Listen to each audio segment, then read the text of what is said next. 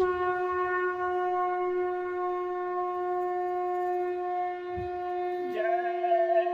गुरुदेव। जय गुरुदेव। जय गुरुदेव। जय गुरुदेव।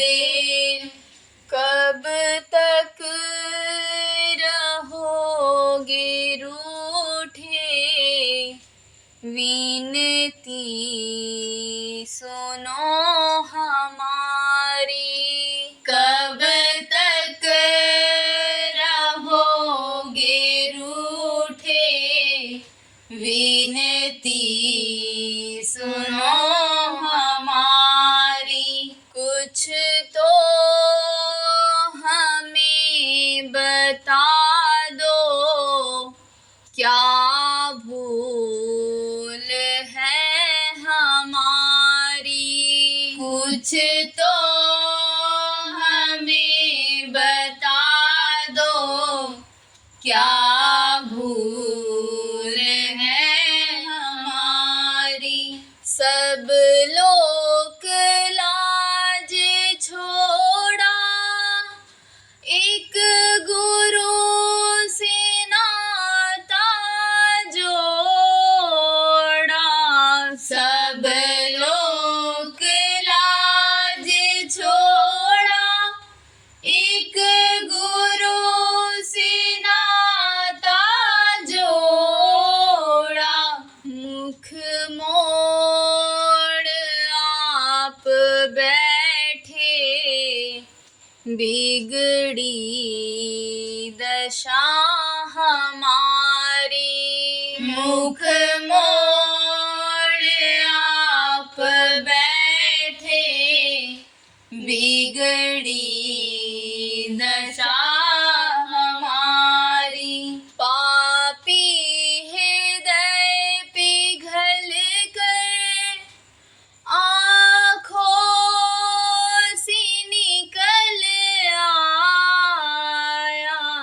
पापी हृदय पिघल कर आँखों से निकल आया। इन आंसुओं की माला लो, भेंट है तुम्हारी। इन आंसुओं की माला लो, भेंट है तुम्हारी। कब तक रहोगे रूठे, विनती सुनो हमारी। कब तक रहोगे रूठे, विनती सुनो हमारी। पतितों को तारते हो, पापों को क्षमा करके। पतितों को तारते हो, पापों को क्षमा करके। क्यों हमसे रूठे गुरुवर, आई हमारी बारी। क्यों हमसे रूठे गुरुवर, आई हमारी बारी। मैं भिक्षु हूँ तुम्हारा, दाता हो स्वामी मेरे। मैं भिक्षु हूँ तुम्हारा, दाता हो स्वामी मेरे। खाली ना मुझको भेजो, होगी हंसी तुम्हारी। मुझको भेजो, होगी हंसी तुम्हारी। कब तक रहोगे रूठे, विनती सुनो हमारी। कब तक रहोगे रूठे, विनती सुनो हमारी। कुछ तो हमें बता दो, क्या भूल है हमारी। कुछ तो हमें बता दो, क्या भूल है हमारी। जय गुरुदेव, जय गुरुदेव।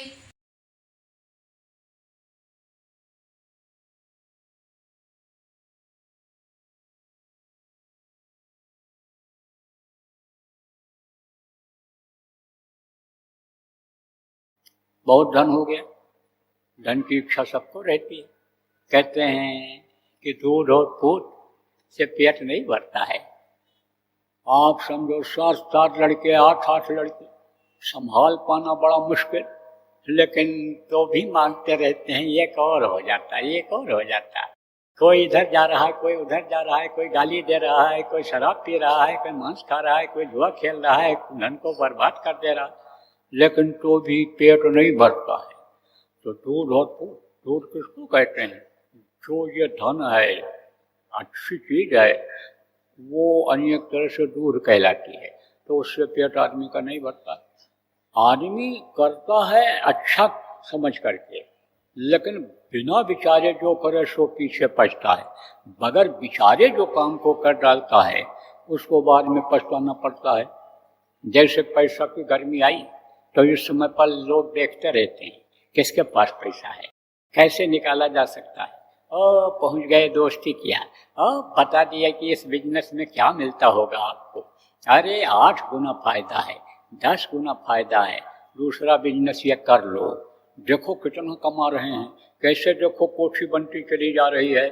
हाँ, वो जिसके पास पैसा है उसको यह नहीं पता है कि भाई यह मेहनत की कमाई से कोठी बना रहा है, दिन रात मेहनत करता है, सुबह 6 बजे दुकान खोल देता है, रात को 10 बजे बंद करता है, या 11 बजे जाता है, 5 बजे बंद करके चले आता है। उसको क्या पता कि कौन कितना मेहनत करता है।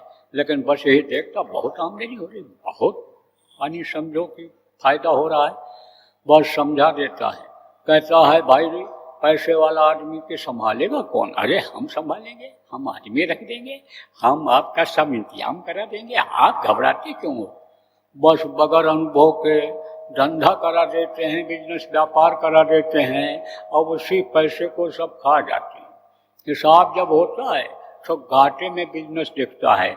बस साल 2 साल चला, 6 महीना, 2 महीना, 4 महीना जो जैसा बिजनेस रहता है चलता है, उसके बाद ठप हो जाता है। और जो घर में था वो भी निकल गया। एक दुकान बढ़िया चल रही थी, बचत भी हो रही थी, दूसरी दुकान खोल दिया। किसके लिए खोल दिया? सम्मान के लिए, इज्जत के लिए खोल दिया। कि लोग कहेंगे 2-2 एजेंसी, 3-3 एजेंसी, ब्रांचेज हैं इनके, यानी इनका फर्म है, यहाँ पर हेड ऑफिस यहाँ है, ब्रांच ऑफिस यहाँ है, हमारा सम्मान बढ़ जाएगा, इज्जत बढ़ जाएगी।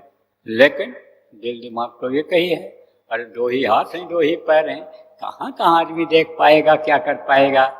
और जब दूसरे के ऊपर निर्भर हो जाएगा तो कलयुग की क्या पहचान है?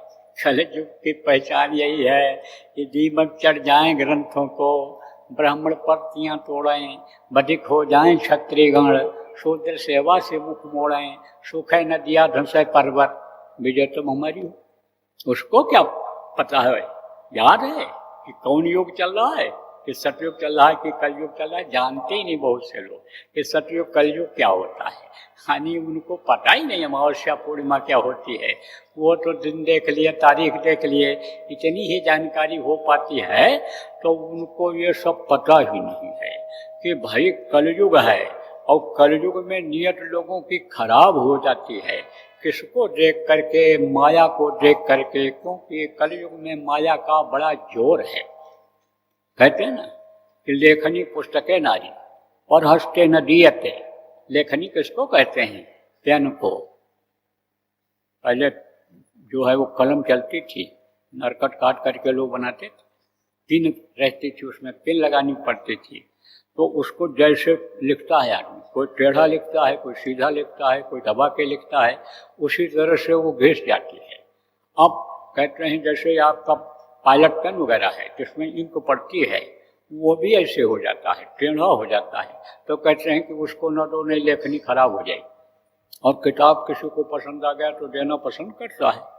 और औरत अगर किसी के साथ चली गई तो उसके गुण को देखा अगर उसने, तो उस पर आकर्षित हो गई, तो हाथ से निकल गई कि नहीं निकल गई। तो पुस्तकें लेखनी नारी पर हंसते न दिए थे। अब माया कहते किसको हैं? इन्हीं को माया कहते हैं। रुपया पैसा और औरतों को माया कहते हैं। तो रुपया पैसा यानी जब आदमी देखता है, औरत को देखता है, तो इस समय कलयुग में नियत खराब कब किसकी हो जाए कहा नहीं जा सकता है। तो प्रेमियों, कहने का मतलब यह है कि आदमी सोचता तो है कि हमारा बढ़ेगा, फायदा होगा, लेकिन उसमें नुकसान उठा जाता है, उसमें मानसिक कष्ट होता है, मानसिक कष्ट होता है, आर्थिक कष्ट हो जाता है, तो सारे शरीर को भी कष्ट होने लगता है, शरीर भी दुबला पतला हो जाता है, खाने पीने रहने का, ऐश आराम का जो समय था वो निकल जाता है। तो कहने का मतलब यह है कि ये रुपया पैसा और ये जो चीज़ें हैं ये एक बंधन है, जकड़ है। घर मकान हो गया, बोले मकान बनवा लो, किराया बहुत अच्छा मिलेगा, बाहर से बहुत लोग आते हैं, तमाम लोग ठहरेंगे, ठहर जाएंगे, कॉलेज खुलते चले जा रहे हैं, स्कूल खुलते चले जा रहे हैं, नौकरी के यहाँ पर बहुत चांस हैं, बड़ी फैक्ट्रियाँ खुल गई, एजेंसियाँ आ गई, यहाँ पर कंपनियाँ आ गई, तो बहुत पैसा मिलेगा। आप जेवर बेचकर, जमीन बेचकर जो यानी पेट पालने का आपका समझो कि जरिया बन जाता। क्या खेती है आपके पास, जमीन है, कोई भी चीज डाल दो तो यह धरती माँ है। माँ अपनी माँ खुद नहीं खाती है, बच्चे को खिलाती है, थोड़ा भी रहेगा तो बच्चे का पेट पहले भरेगी, ऐसे यह धरती माँ है। इसमें कुछ भी डाल दोगे, कोई साथ नहीं दिया इसका, न बरसात आई यानी मेघराज ने साथ दिया, न समझो वायु देवता ने साथ दिया, किसी ने कोई साथ नहीं दिया, लेकिन कुछ न कुछ उगा देती है। उसी को आदमी खाकर पेट भर लेता है, लेकिन उस जमीन को बेच करके घर बना लेते हैं, होटल बना लेते हैं। पता चला ही नहीं। जब एजेंसी खोली, जब वहाँ पर दुकान खुली, जब वहाँ पर काम आया, बंद हो गया, कंपनियाँ चली गई, अब वो पैसा फंस गया। तो ये घर मकान, यह दुकान, ये सब जो बनाता चला जा रहा है आदमी, ये सब फसाव है। धन दौलत, ये हाथ हवेली, ये सब क्या है? ये सब फसाव है। आदमी सोचता है इसमें हमको सुख मिलेगा, लेकिन सुख इसमें है ही नहीं। तो अब आप ये समझो, धन दौलत अनि पहला बंधन पड़ा देह का, दूसर क्रियादान, तीसर बंधन पुत्र विचारो, चौथा नातीमान, और नाती के कौन नाती हो वाको कौन ठिकान, धन संपत्ति और हाथ हवेली, यह बंधन क्या करूं बखान। चौलड़ पचलड़ सतलड़ रसरी, बांध दिया तो ही बहुविध तान, और मरे बिना तुम छूटो नहीं, जीते जी धर सुनो न कान। चौलड़ पचलड़ सतलड़ रसरी ये क्या है? ये यही है क्या? काम, क्रोध, लोभ, मोह और अहंकार, ये क्या है? रजोगुण, तमोगुण और सत्वगुण। ये सब क्या है? ये सब है रस्सी, इसी में जकड़ा हुआ है, निकल नहीं पाता। साधना भी करता है देखो, और जगह छोड़ती है। ये जीवात्मा जब जाती है कहाँ बैठी है? इन्हीं दोनों आंखों के बीच में बैठी है, जिसको तीसरा तिल कहा गया, जिसको पिंडी दसवद्वार कहा गया, जहाँ पर जड़ और चेतन की गांठ लगी हुई है। वहाँ से जब ये साधना जो बताया जाता है, जो ध्यान लगाने का, भजन करने का आपको बताया गया, इसके द्वारा जब मन रुकता है और ये जब ऊपर की तरफ सरकती है तो 10 शून्य पड़ती हैं वहाँ। आपको कल बताया था अनि शून्य, आप समझो महाशून्य शून्य, अनि समझो ये सब आपको बताया था। तो ये शून्य सब बने हुए हैं, तो इसमें भी वो शून्य है, शरीर के अंदर में भी वो शून्य है, तो वो ये 10 शून्य है। अब यहाँ पे समझो 10 शून्यों से निकल पाना बड़ा मुश्किल होता है। काम का शून्य है तो उसमें से जब जब उसमें जीवात्मा जाती है तो माया फुरना दे करके काम की वासना बहुत तेज कर देती है, बहुत तेज पैदा हो जाता है, उसमें कामी हो जाता है आदमी। यानी उसको तो औरत सी दिखाई पड़ती है। जब यानी काल ये देखते हैं, इनके जो अहलकार देवी देवता जब ये देखते हैं कि अब ये निकल रहा है, ये जा रहा है, हमारे हाथ से जा रहा है, तो अब इसको वो चीज़ प्रबल कर दो कि वो फिर फंस जाए, तो आगे बढ़ने का काम की भावना बहुत बढ़ जाती है। लेकिन अगर समर्थ गुरु का हाथ पकड़ लिया जाए, जो बंदी छोर होते हैं, कर्मों को काटने वाले होते हैं, उनका हाथ पकड़ लिया जाए, उनको अगर साथ रख लिया जाए, तो वो क्या करते हैं, काम के अनशून्य में से यानी जीवात्मा को निकाल करके वहीं पर आगे जो शील अनशून्य रहता है उसमें प्रवेश कर देते हैं। अब उसमें जब पहुंची तो फिर वो आगे बढ़ी। अब फिर उसके बाद में क्रोध के उसका शून्य से जब निकलने लगी तो क्रोध की भावना बहुत बढ़ जाती है, एकदम स्वभाव क्रोधी हो जाता। दुर्वासा कहते हैं बड़े क्रोधी थे, ऋषि थे ना, तो ऋषियों के क्रोध बहुत आता था, श्राप दे देते थे। तो आप ये समझो कि उस क्रोधी हो जाता है साधक। तब जब गुरु को याद करता है, गुरु की दया हो जाती है, गुरु को मस्तक पर सवार करता है। गुरु को जब मस्तक से उतार देते हैं, जब सामने से हटा देते हैं, गुरु को जब भूलने लग जाते हैं, तो ये सब समस्याएं आती हैं। और अगर गुरु बराबर सामने रहें, मस्तक पर अगर सवार रहें, गुरु माथे पर राखिए चलिए आज्ञा मान, कह कबीर का दास का 3 लोक भय न आए, तब उसको इस मृत्युलोक में भी भय नहीं रहता है, और उसको अन्यलोक में भी यानी समझो भय नहीं रहता है, ब्रह्मांड में भी भय नहीं रहता है। और ये तीनों लोक को जब निकल जाती है जीवात्मा, तब वो भय मुक्त हो जाती है, कोई भय फिर उधर नहीं रहता है, इसलिए इधर ही भय रहता है। तो गुरु को जब याद करता है तब वो क्षमा वाले शून्य में प्रवेश कर देते हैं जीवात्मा को। और फिर जब मतलब जब आगे बढ़ने की कोशिश करती है तो फिर अहंकार के उसमें आ जाती है। अब ये आप समझ लो कि अब ये जो समझदार हो सुनते रहते हो, समझ में आपके आ जाएगा। काम क्रोध लोभ मोह अहंकार इन सभी शून्यों में से जब जाती है तो गुरु दया करके शील क्षमा संतोष विरह और विवेक ये ला देते हैं, उन शून्यों में चली जाती है, तो ये आगे बढ़ जाती है। तो अब आपको समझने की जरूरत है कि ये चौलड़ पचलड़ सतड़ रसड़ी बांध दिया तो बहुविधता, इसी में बांध दिया। उमरे बिना तुम छूटो नहीं, बीते जी धर सुनो न कान। जब तक प्राण यानी रहेंगे शरीर में तब तक फंसे ही रहोगे, निकल नहीं सकते हो। जब शरीर छूटेगा तब इससे निकल पाओगे। काम क्रोध लोभ मोह अहंकार और ये जो बंधन है इनसे तभी मुक्त हो पाओगे। लेकिन उस समय तो कर्मों की सजा मिल जाएगी, क्योंकि ये कर्म इकट्ठा होते रहते हैं और ये कर्म की सजा यहाँ तो मिलती है, लेकिन अगर समझ नहीं पाए कि अच्छा क्या है और बुरा क्या है, या कर्मों को काटना जान अगर नहीं पाए, तो यह कर्म इकट्ठा जो रह जाते हैं यानी समझो वही तकलीफ देते हैं। अब आज आप यहाँ पर दुनिया संसार में जो पैदा हुए हो और तकलीफ आप झेल रहे हो, ये सब कर्मों की वजह से ही है। आपके पिछले जन्म में इस तरह के कुछ कर्म रह गए थे कि जिनको भोगने के लिए आपको मनुष्य शरीर मिला। अब ये जरूर है कि अच्छे कर्म ज़्यादा थे, अच्छे कर्म अगर न होते तो आपको मनुष्य शरीर न मिलता। अच्छे कर्म अगर न होते तो आपको चिड़िया की योनि में, पेड़ पौधों की योनि में आपको पहाड़ बना करके खड़ा कर दिया गया होता। आपको समझ लो है कि ये जमीन के नीचे वाले कीड़ों में बंद होना पड़ता। आपके कर्म अच्छे थे, तो जब कर्म अच्छे थे तो मनुष्य शरीर मिल गया। बड़े भाग्य मानुष तन पावा, शुद्ध भागी उसी को कहते हैं। भाग्य उसी से बनता है। किससे बनता है? कर्मों से ही बनता है। लेकिन ये कुछ कर्म जो रह गए थे उसकी वजह से इसमें आना पड़ा। कर्म 3 तरह के होते हैं, संचित कर्म, क्रियमाण कर्म और प्रारब्ध कर्म। तो प्रारब्ध से ही यह शरीर मिला, वो कर्म उसी को भोगने के लिए, उसी को भोगवाने के लिए यह मनुष्य शरीर उसने दे दिया है। तो वो कर्म पहले के हैं, वो संचित कर्म है। क्रियमाण कर्म जो हाथ पैर आँख कान मुँह शरीर से इस समय आप करते हो वो क्रियमाण कर्म है।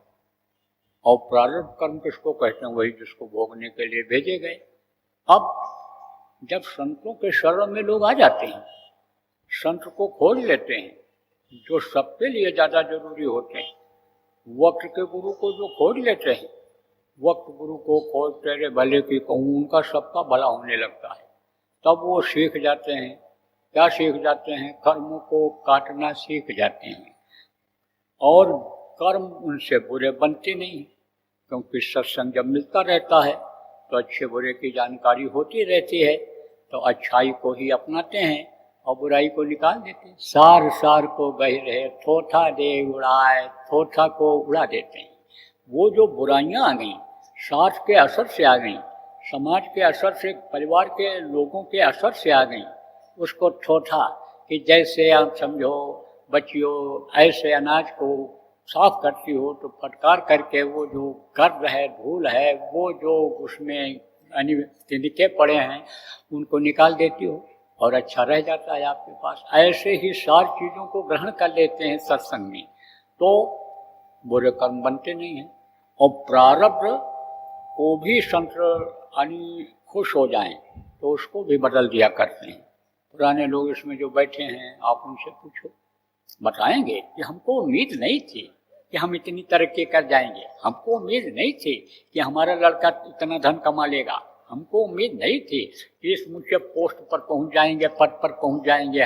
हमको ये उम्मीद नहीं थी हमारा लड़का इतने ऊंचे पद पर पहुंच जाएगा। कहते हैं ये सब दया से हुआ।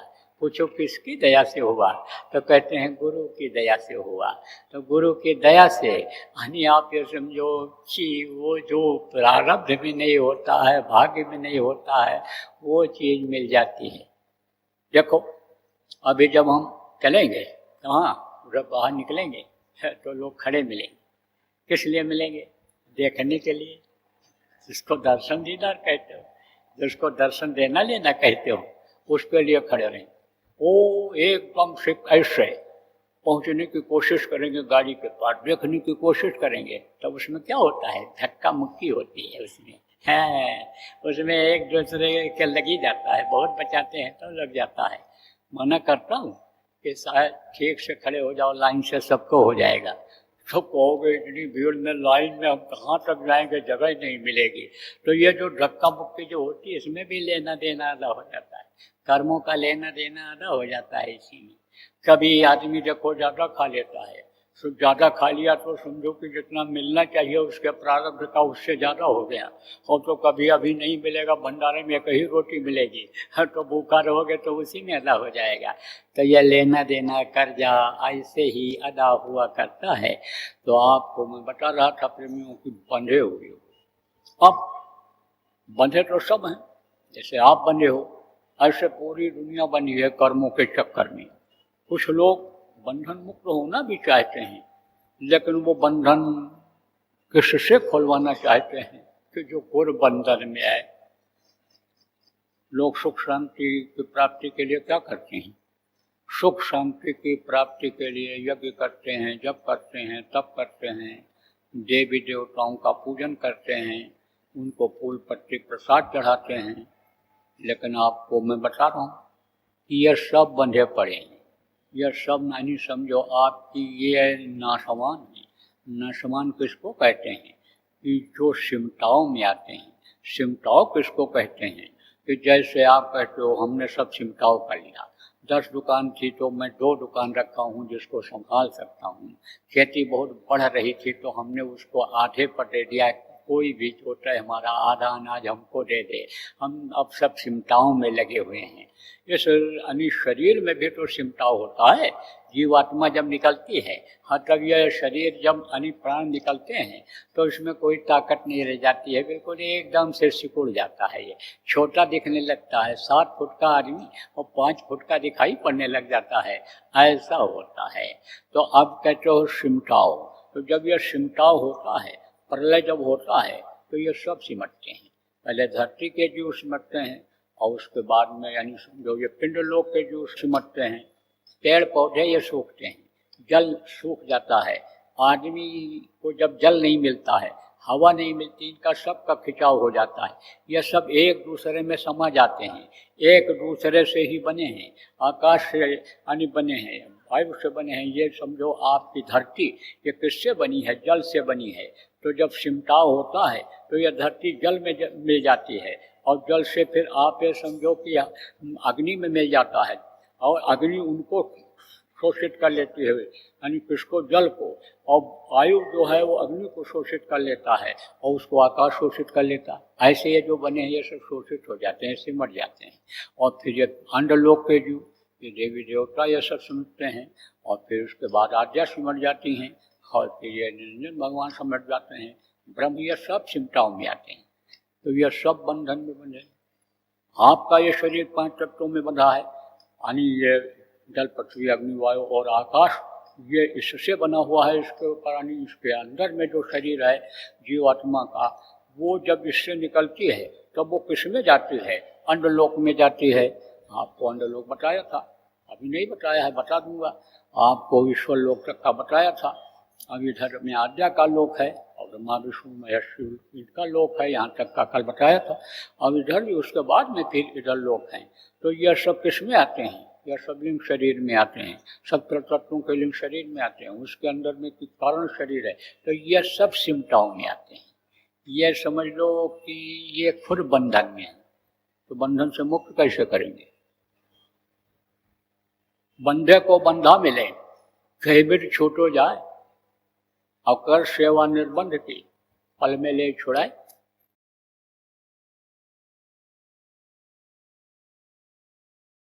कार्यकर्ताओं और जिम्मेदारों से मैं कहना चाहता हूँ कि आप एक अभियान चला दो यहाँ से जाने के बाद, और जगह जगह पर पूजन का कार्यक्रम आयोजित करो। आप गुरु पूजन का कार्यक्रम आयोजित करो और आप यहाँ से जो प्रसाद ले जाओ, वहाँ कोई भी आप चीज़ खरीद लो, जिसके यहाँ जो भी चीज़ मिलता हो, मीठी चीज़, उसी में मिला लो। हम कह रहे हैं आप रेवड़ी खरीद लो, कह रहे हैं आप चिरौंजी खरीद लो, कह रहे हैं बतासा खरीद लो, और मान लो दक्षिण भारत में या किसी प्रांत में वो बनता ही ना हो, तो आप कहाँ से लाओगे? तो जो चीज़ जहाँ पर हो, किसी भी मीठी चीज़ में आप इसको मिला देना, 2 दाना, और बांट देना। कुछ भी ना मिले तो पानी ले लो और पानी में ही 2 दाना डाल दो, और पानी ही थोड़ा थोड़ा दे दो प्रसाद के रूप में। तो ये गुरु महाराज का यह प्रसाद ये अपना असर जताने ही देगा, अपना असर जताएगा, खाली नहीं जाएगा। ये ऐसा तीर है कि कभी भी ये चूकेगा ही नहीं, ये तो अपना शिकार करेगा ही। कौन सा शिकार करेगा? आदमी मारने का नहीं, बुराइयों को ख़त्म करने का, अच्छाई लाने का। यह शिकारी है, यह प्रसाद शिकार करेगा, लोगों को अच्छा बनाएगा, लोगों का दिल दिमाग भावना बदलेगा। तो आप इसका अभियान चलाओ। जय गुरुदेव। सरकारी व गैर सरकारी अनुदान के लिए बिना सत्संगियों के सहयोग द्वारा जनहित के कार्यों में लगी हुई बाबा जय गुरुदेव धर्म विकास संस्था का मुख्यालय पिंगलेश्वर रेलवे स्टेशन के सामने मक्सी रोड, उज्जैन, मध्य प्रदेश में है। यहाँ पर सत्संग व नामदान का कार्यक्रम होता रहता है।